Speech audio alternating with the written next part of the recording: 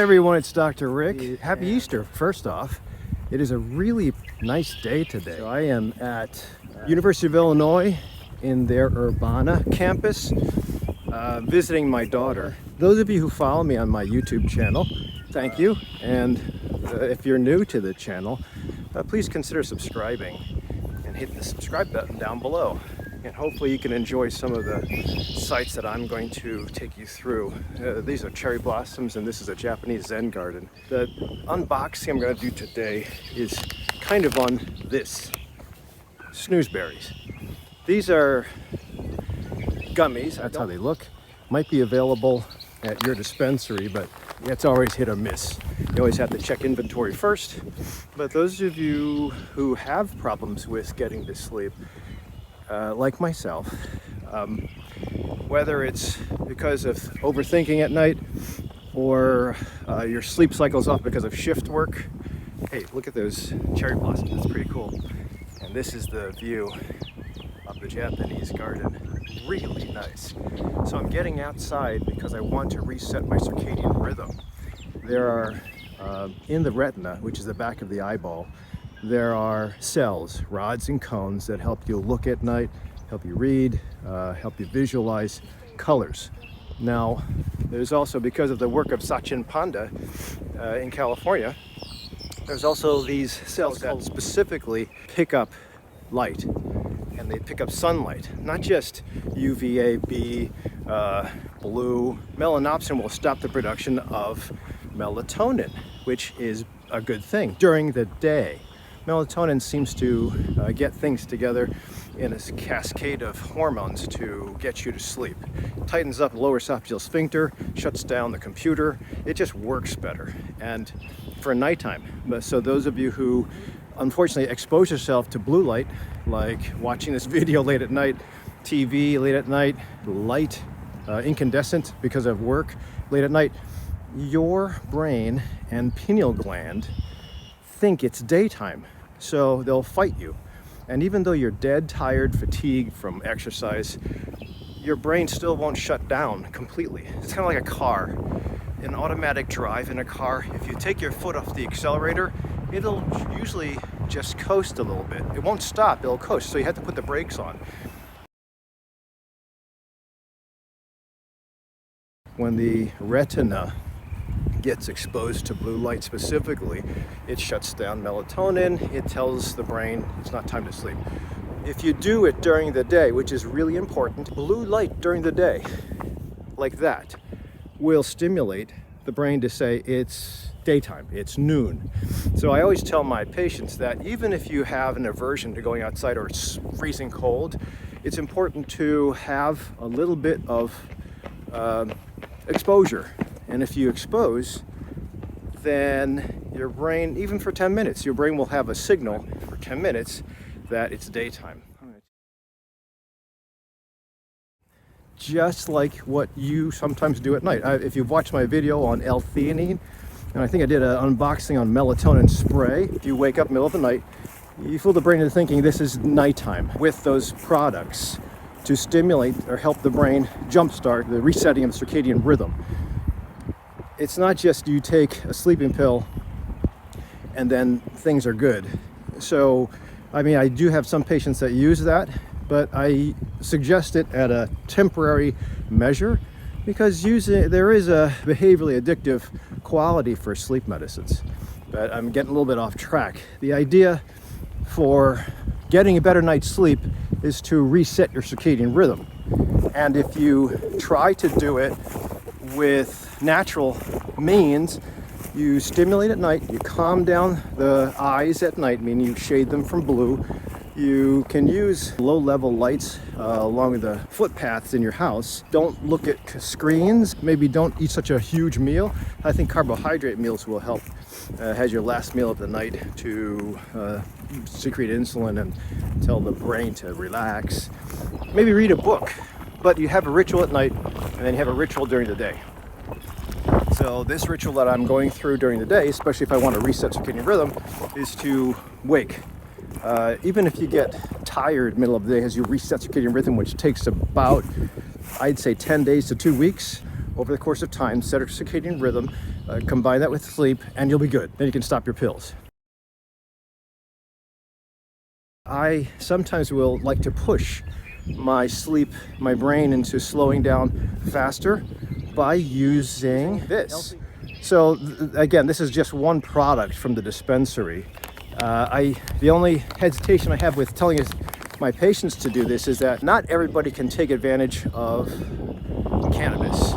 Medical cannabis products usually have a combination of different cannabinoids to give an effect. Right there, 20.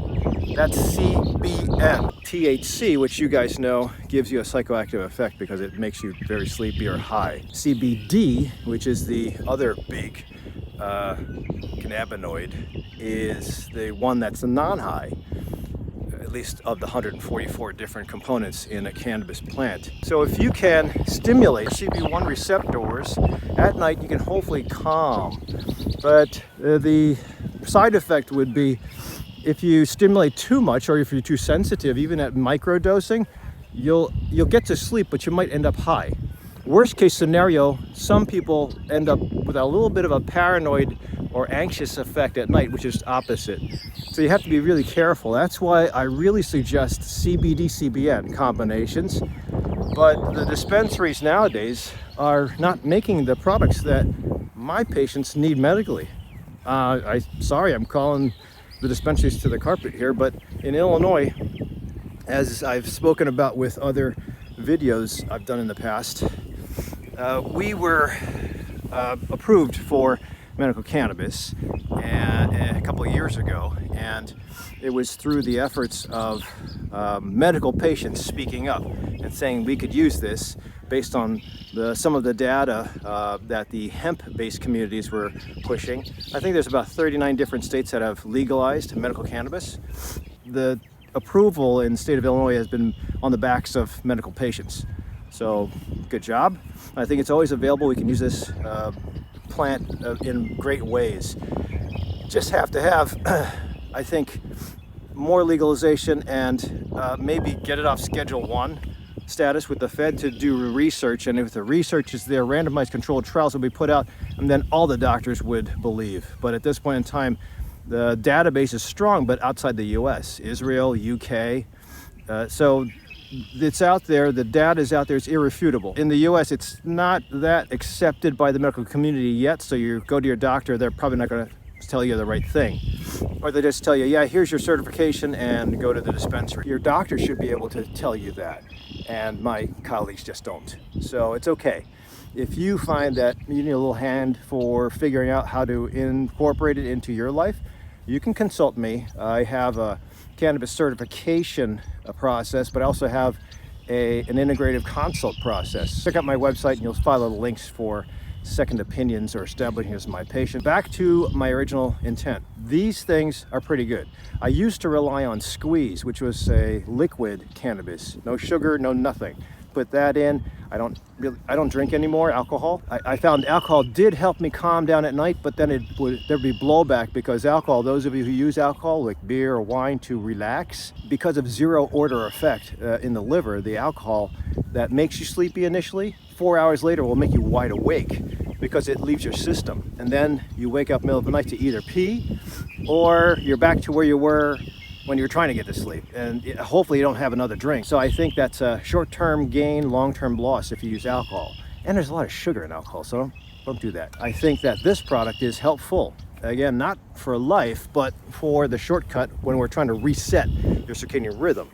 How long will that take? 2 weeks. But for some folks with very deep ingrained sleep disorder, you might have to go for longer than that. Don't feel bad if you're middle-aged and you have really stuck reverse circadian rhythm.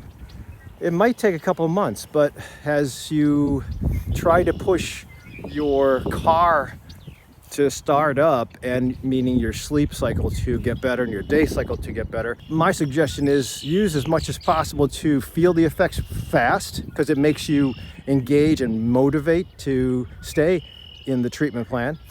But also, as your sleep improves, like mine did last night, you will also be able to change other things, exercise more, cut back on carbohydrates, get rid of sugars, get rid of alcohol, get rid of those crazy thoughts that keep you up at night. Sometimes that needs to be addressed with a good counselor. The idea is it's not just resetting sleep, it's changing lifestyle, but sometimes resetting sleep is the easiest lever to pull first. If you are having problems with getting to sleep, if you're up 3 o'clock, 2 o'clock, 1 o'clock in the morning, it's very frustrating. But the objective, even for those of you who don't wake up in the middle of the night, the objective is to wake up totally refreshed, ready to start the day. Bring it all back to where I started. That's how I woke up this morning. I tried a half of a gummy of this thing. So I'm a wimp because of fibromyalgia and irritable bowel syndrome. I probably have a little leaky gut. I tried half of this thing, and I don't like gummies because there's sugar involved, I believe. But I went to sleep at 9, woke up at 5. To me, that's great. And refreshed. And I didn't take a prescription. I will probably do it again every night for about 2 weeks, just like I mentioned, to hopefully reset that. During the day, I'll do the opposite to reset the day, like be out in the sun. Be careful if you do have skin cancer or cataracts. Being exposed to direct sunlight can have some problems. Fitting for being at University of Illinois, I think that we all, those of you who went to college, we push the envelope with very little sleep. Thursday, Friday, and Saturday nights, because it's time to go out. So we reverse that, and then everybody has a hangover on Sunday or Monday morning. God forbid you're a teacher on Monday morning early and your class is early. You'll probably have half the people fall asleep or not pay attention or not even show up, because everybody parties on Thursday, Friday, and Saturday in most colleges. And there's nobody here now because it's Easter, but I think that we learn to sleep badly. Unless you're an athlete. If you're an athlete, coach will always tell you you have to maintain sleep, especially after training, otherwise muscle won't perform better or won't recuperate. Or those techniques and the plays that you're trying to memorize won't be ingrained here because of half-assed sleep. So if you're an athlete, you're fine. You know the value. If you're not an athlete and you just are a college student, hey, I've done it before too. You get by with 1 hour, you do all-nighters, you have a whole bunch of coffee, or you reset and recharge your battery on Sunday morning, Sunday night, and sleep all day. You can do that, but it leads to other shit down the line, like excessive weight gain, turning off of hormones.